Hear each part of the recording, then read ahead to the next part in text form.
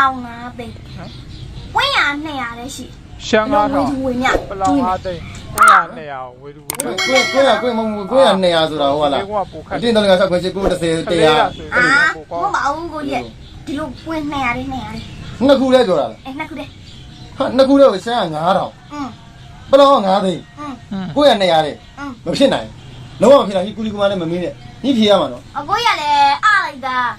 ခေတ္တအင်္ဂါပါကျွန်တော် YouTube channel ကနေကြိုလိုက်ပါတယ်ကျွန်တော်ဒီနေ့မှာတော့စကားပြောဆွေးနွေးကြရတဲ့ပုံစံနဲ့ပုံပြရှိလုပ်ပြီးတော့မှာဖြစ်ပါတယ်ခင်ဗျာကျွန်တော်လည်းဒီလိုလေးကိုဆက်ကြည့်လိုက်ကြည့်ဖို့ဖိတ်ခေါ်လိုက်ပါတယ် ဘာလို့ပါမဝစားချင် မဟုတ်ရသားချင်လို့ကြည့်နိုင်ပါဦးမလေးငါတော့မှဒီမဲ့ဖုံးဝေဖို့ထည့်လို့အကျွေးလဲပြရအောင်မလောက်ဘူးညီလူချင်းနဲ့ဆိုဒီတိုင်းမရ ထောင်တဲ့ကိုကတ်စီးလိုက်တာပေါ့ အဲ့ဒါဆိုရင်ဝင်းနေလောင်းမ လောက်မှာအမရတယ်လား1000ကြီးလားတင်းမရှိဘူးလေ အဲ့ဒါပါသေးဘူး ဘယ်တော့မှမလုပ်လောင်းရ ရှိ ဘူး လိုက် ဒုက္ခ ဝင်းဘယ်တော့ပါ ဟာလားငါကြောက်6တော့ပါတယ် 6ထောင်ကြောက်တော့ပေါ့ ဘယ်တော့ချီရမလဲဘယ်တော့ပြန်ပြီလဲ အော်ချက်ချင်းပေးမှာကိုကြီးချက်ချင်းပေးမှာ ချက်ချင်းပေးမှညီ နိုင်တာလည်း တရား ပါ ချိလိုက် တရားနော် သေးကြရ ရော3တော့ အား 3တော့ အစင်းနေနေ အဲ့ငါရေးစမင်း မေ 1000ကြီးရတင် ကဲမေးသား ရမယ်ဒီဘက်ညာညီ1000ဒါငါ1000မင်းမယ်နော်အချင်းငါကွဇုံးကနှစ်ချောင်းနေဘလူးဆိုင်မှာညီတူမြတူဆိုင်ရမှာညီတူမြတူ ချေငါဖောက်36ဒီလိုမျိုး အကိုရလည်းချင်းကငါချင်းကငါခွက်ကြီးอ่ะ အေးလေ ဇွန်းက2ချောင်းနဲ့လူဆိုင်ရ ညီရှုံးပြရပေါ့ ချုံပေးတယ် ရှုံးပြစားတာပေါ့မလီအချင်းငါကွနော်အချင်းဟင်းကတစ်ခွက်ငါးခွက်ကတစ်ခွက်ငါးခွက်ဆိုငါးဟင်းခွက်ကိုပြောတာဇုံးကနှစ်ချောင်းနေအမေကတစ်ခွက်ကိုတစ်ချောင်းဆိုင်မှာအချင်းတစ်ခွက်ငါးခွက်တစ်ခွက်ချင်းငါကို ထားခဲ့ဆောင် မမီမင်း ညက်မေးဦးမှာငါပူလီကူမညံလေးနဲ့ဒီမဲ့တစ်ထောင်ဒီမဲ့တစ်ထောင်လို့မင်း ရှမ်း9000ပလောင်9သိန်းဝင်းရ200လည်းရှိ ရှမ်းကားတော့ ဝင်းည ပလောင်5သိန်း200ဝေလူဝေ 900ဆိုတာဟုတ်လားအတင်းတော်ကဆက်ခွင့်ရှိ930 100 မမအောင်ကိုရဲ့ဒီလိုဝင်း200လေး200လေး နှစ်ခုလဲပြောတာလား နှစ်ခုတည်း ဟာနှစ်ခုလဲကိုရှမ်း9000ပလောင်9သိန်း900 200တဲ့မဖြစ်နိုင်လုံးဝမဖြစ်နိုင်ဒီကူလီကူမနဲ့မမင်းနဲ့ညှိဖြေရမှာနော် အကိုရလည်းအားလိုက်တာရှမ်းနေ9000နဲ့ ဟာဟုတ်တာ ပလောင်ကအနောက်ကနေ9လိုက်သိန်းနဲ့ ဟမ် 2ယောက်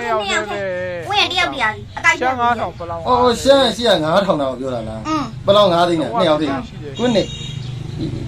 ဟုတ်သားနော်ညီအဲ့လိုမင်းကြီးလား နေကြည့် ဒါဆိုပြန်ပြီမလားရလားတင်းသမီးပုံလို့ ညီအမေမရတယ်မေရတယ် ခံငါလေးလူက3ယောက် ဟာ အဲ့ခံငါလေးကိုဒီ3ယောက်ကဘယ်လိုထားမှာဝီဒူဝင်းမြဘယ်လိုထား ဝီဒီယိုမြညီတူညီမြ ရှမ်း5သိန်း ဖြာ9လိ လူက3အောင် ဖြာ9လိလူက3အောင်ဟာဟောဖြာ9လိလုံးပြီးပြီလူ3အောင်ပေါင်းထ ထဲ မ်း ပိုကောင်းတယ်ဟေး အော်အဲ့လိုမရဘူးလေတယောက်တည်း ကြောက်လားတယောက်စီပေါ့ညီမြ တယောက်စီမြ ညီဖြစ်နိုင်ပါမလားရဲလိုက်ပြန် အေးလေမဖြစ်နိုင်ဘူးတော့ ကိုရလည်းအားတာအမေဖြူပြောမယ်နော် ကဲပြောတာ ပြော ဖြာကိုလူတယောက်ခန်းနဲ့ငါ့ကိုလူတယောက်ခန်းနဲ့လက်ကိုလူတယောက်ခန်းနဲ့3ယောက်ကွက်စားရည် ဖြာ9လိဆိုဟိုဖြာ9လိကိုပြောတာဖြာ9လိသိပြီညီကူလီကူမညာနဲ့ညီအဲ့လိုမင်းကြီးလိုက်အဲ့လိုမင်းကြီးပြတ်လားထောင်ကြီးလားပြတ်ဟဲ့လားညီပြတ်ဟဲ့လားညီဘာကူလီကူမညာနဲ့ညီအဲ့လိုရမလားဒါနည်းနည်းတင်ချာပိုင်းဆိုင်ရတော့တက်မှရမှာပေါ့နော်တင်ချာကျွမ်းမှရမှာ ဟိုပြီးတယ် ငုတ်ကကုန်းငုတ်ငုတ် ဟုတ်ကကုန်းက အေးငုတ်ညီလက်ကူကြောင်းထောင်တာကူကြောင်းထောင်တာအေးငုတ်ကုန်းငုတ်နော်နွားဆေးကောင်ဒါနွား တော့စေကော နွားဆေးကောင်တငုတ်ကို2ကောင်ချီမယ်ညီလူညဘလို့ချီမအောင် ဟဲ့အာသူလည်းပညာရှိ နွားဆေးကောင်ညီလက်ကူကြောင်းထောင်တာငုတ်ကကုန်းငုတ်တငုတ်ကို2ကောင်ချီမယ်ညီလူညဘလို့ချီမလို့ ကိုရအဲ့မဖြစ်နိုင်ပါဘူး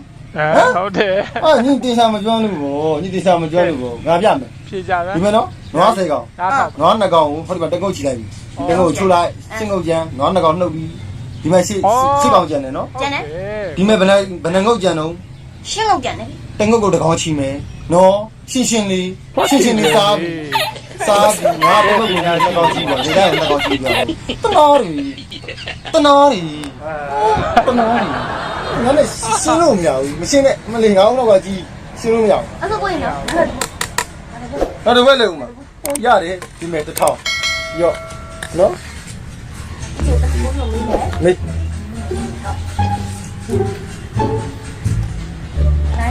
ကဲရှုံးပြီလေ ဘာပစ္စည်းတွေပါလာတော့ဟာ ပစ္စည်းတွေရောပါလာပြီ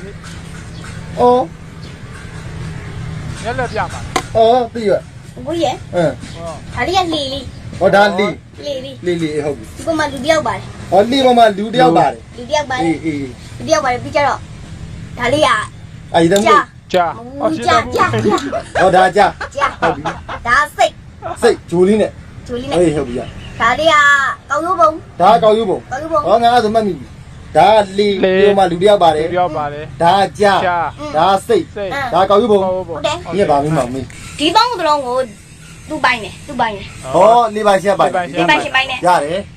ဖြစ်တယ် သူဒီသုံးကလုံးကိုဟိုဘက်ကောင်ကိုရောက်ချင်တာ ဟာလဲလီပေါ်3ခုလုံးတင်ပြီးဟိုဘက်ကပို့ပါ ဟုတ်တာပေါ့ ကိုရလည်းဘယ်လိုလုပ်ဆောင်ရတော့ ဟောလူလည်းမဆန်းဘူး စမ်းမှု အဲ့ဒါတကောင်ချင်းပို့ရမှာပေါ့ အင်း ဟုတ်ပါဘာခက်တော့တကောင်ချင်းပို့ပါမလားညက် သူကတခုမှမဆုံးရှုံးချင်ဘူး ဟော အခုမှမဆုံးရှုံးဘူးလေဒီမလေးကြောက်ဒီလိုတင်ပြီးဒီဘက်ကပို့လိုက်ကြားရောက်သွားပြီညက်လေ ကိုရလည်းအောင်းတော့ကိုမရှိဘူး ဟော ဒီမဲ့ဒီစိတ်ကအဲ့ဆိုရင်ဒီကောင်ရုံးပုံစားမှာပေါ့ကိုရအဲ့ ဟောအဲ့ညက်လေဒီကောက်ရုပ်ပုံကြီးပို့ပါညက်ဒီလို ဆိုရင်ကိုရလည်းအောင်းတော့ကိုမရှိဘူးဒီကြားကဒီစိတ်ကိုကြိုက်သွားမှာရှုံးပါလေ အော်အဲ့ဒါဒီစိတ်ကိုပို့ပါဟဲ့စိတ်ကိုဟဲ့လိုပို့လိုက်ရင်ညီဒီမဲ့ဟဲ့ဒီကောက်ရုပ်ပုံဟဲ့ဒီကြားမစားဘူးစောက်ပြောမယ်မစားဘူး ဒီတော့ကလုံးပို့ပါလေ ပို့ရရတယ် နောက်တစ်ခုပို့ နောက်တစ်ခုပို့ဒီကြားပို့မှာပေါ့ညီကဒီဘက်ရောက်သွားပြီးရတယ်ဟုတ်တယ် ဘယ်တိုက်မှာပေါ့ စိတ်ကို ဘယ်တော့ကြိုက်မှာပေါ့ ချနေပြီလေရစိတ်ရကြဟုတ်တယ်လေ အော်အဲ့ဒါဒီကြားဘာလို့ပို့မှာညီဒီမဲ့ဒီကောက်ရုပ်ပုံဒီဘက်ပို့မှာပေါ့ အဲ့ဒါဒီစိတ်ကဒီကောင်ရုံးပုံစားပြီပေါ့ ကောင်းလေ အဲ့လိုဟုတ်အဲ့လိုလား အဲ့လို မဖြစ်နိုင်ဘူးဘလူးမှမဖြစ်နိုင်ဘူး ဘာလို့မဖြစ်နိုင် ညီပို့ပြညီပို့ပြညီမဟုတ်တော့ပါညီ မဒီစိတ်ကိုဒီပေါ်တင်ပြီး အေးဒီဟုတ်ပြီ စိတ်ကဟိုဘက်ကန်းရောက်သွား ရောက်သွားပြီဟုတ်တယ်ရက်ခံနေအမလီရောက်သွားပြီစိတ်ကြီးရောက်သွားပြီဟုတ်ပြီ ပြန်လာတယ်ကောက်ရိုးပုံကိုတင်ပြီးတော့သွားတယ် အေးအဲ့ကောက်ရုပ်ပုံစိတ်ကစားပြီစိတ်ကစား လေမစားဘူးသမီးစားထုံးလေရှင်မပိုင်ရှိရှိ ပိုင်ရှင် မရှင်းရှင်းလေးလေ သမီးစားထုံးစိတ်ကိုဒီမှာပြန်ခေါ်သွားမယ် ဟာစိတ်ဘာလို့ပြန်ခေါ်သွားတော့စိတ်ကိုဘာလို့ပြန်ခေါ်ဟောစိတ်ခေါ်တော့ဒီမှာရတယ်စိတ်ခေါ်ဒီမှာကြားစားပြီစိတ်ကိုကြား လေကိုရဲ့ ပိုင်ရှင်ရှိတယ် ပိုင်ရှင်ရှိမစား မရှင်းရှိတော့မစားဘူး အင်း အဲ့ဒါညီဘယ်လိုလုပ်မှာအဲ့ဘယ်သူဒီမှာပြော ကြားကိုတင်သွားလိမ့်မယ် ဟုတ်ဗျာ ကြားတော့မစား အကြားကောက်ရုပ်ပုံမစားဘူး ပြီးရင် စိတ် စိတ်ကိုတင်သွားလိမ့်မယ်ဒီမှာ ဟာဟုတ်တော့ No. ဟိုဟုတ်တော့ဒီရစားအဲ့ဒါတမ်းပါစားအမလီရကျန်ဖမ်းပါဟဲ့ဒီတော့ညံပြီးတာလေဒီမတယ်တော့ညံပြီးတာအဲ့ဒါငါမေးမယ်နော် မေ မင်းလာတော့မဟုတ်ရအဲ့လိုတားရမခတ်ပါဘူးမေးခွင့်မဟုတ် အင်း ကိုကြီးပြောတာညမှောင်းဖြေ ဟော မောင်ပြ မောင်ပြန်ပါ ကိုကြီးကထမင်းစားပြီးလားဆိုရင်မစား စား ဘူး ပြီပေါ့ နော်ဒီချိုးပြီးလားဆိုရင်မချိုးရသေးဘူးအဲ့လိုမှောင်းဖြေရမှာနော် မောင်ပြ မှောင်းမဖြေအောင်နော် ပြတယ်လေ မှောင်းဖြေရှုံး ဖြုံဖြုံ စားပြီနော်ဒီတစ်ထောင်ချင်းထဲအောင်ပတ်တယ်ညဘယ်တော့နိုင်သွားလဲ ၄တောင် အဲ့ကတည်းကမားပြီဒီရပတ်စံကြီးလားပတ်စံကြီးသားမှကြီး ဟုတ်တယ် ဒီဘောတင်းကြီးတစ်ထောင် နှစ် တစ်ထောင်သုံးထောင်လေးထောင်မှန်လား စားပြီပေါ့မှန်နေပြီ မှန်လား၄ထောင်ဆိုတာမှန်လား လေးတော့မှန် ဘာလို့မှန်အောင်ဖြေရတော့ဟုတ်ပါလေဟုတ်ပြီ မေကို ဟမ် နောက်ဆုံးမေကို နောက်ဆုံးမေးခွန်းရတယ်လေလား ချင်းမြင့်တော့မယ် နှစ်ဆတစ်ဆလောက် နှစ်စားတစ်စားလောက် တမက်တစ်ဆဝင်းနှစ်ဆ ဘာလို့နှစ်စားတစ်စားလောက်ဝညညီမရတယ်ဝေးရညီမရတော့ အခုရအခုရလူကြီးလေတမက်တက်လေးလေလူကြီးရ ဟုတ်ငါအချီးပြန်ပြီညီငါအချီးပြန်ပြီညီနိုင် ရစ်ပြီ ညောင်းခုပြီကြည့်ကြည့်ပြန်ပြီလာပြီမနှစ်ထောင်လားတစ်ထောင်မင်းနှစ်ထောင်ပြီ ဟာ နှစ်ထောင်အေး ဘလို့ဖြစ်တာ နှစ်ထောင်အချီးပြန်ပြီညီစီငါတစ်ထောင်ကျန်နော် ညလုံးလုံး ပြောရမယ်နှစ်ထောင်ကြီးငါနှစ်ထောင်ညက်တစ်ထောင် မေးမယ် ညီမင်းမမေးသား ခေါင်းက10လုံး ခေါင်းဆယ်လုံး ညလုံးကအလုံးလုံး20 ဟမ် ညလုံးကအလုံး20 နှလုံးကအလုံး20 လုံးလုံးဘာတော့ပါ 6က15ချောင်း ဟာ 6က15ကျောင်းဟာ နမီးရ16ချောင်း ဟာနမီးရဆက်ချီကျောင်း တောင်းမနှစ်ခု အော်တောင်မလေးနှစ်ခုကပါ ပါသေးတယ် ခေါင်းက10လုံး 10လုံး နှလုံးကအလုံး20 6ကကြတော့15ကျောင်းအမီးရဆက်ချီကျောင်း 16ချောင်း တောင်မလေးကပါ ပါလဲပါသေးတယ် အ ခေါင်းကဆယ်လုံး Hello တော့မင်းကပါပြီ ba အမိရဲ့ဆက်စီဆောင်အမိအဲ့ကောင်တော့ညီမရှိနိုင်ဘူးမြန်မာနိုင်ငံမှာမရှိကဘာမှလည်းမရှိဘူးမဖြစ်နိုင်ဘူးလုံးဝမဖြစ်နိုင်ညီတည်ညီဖြစ်မဖြစ်နိုင်ငါရှုံးပြီလေ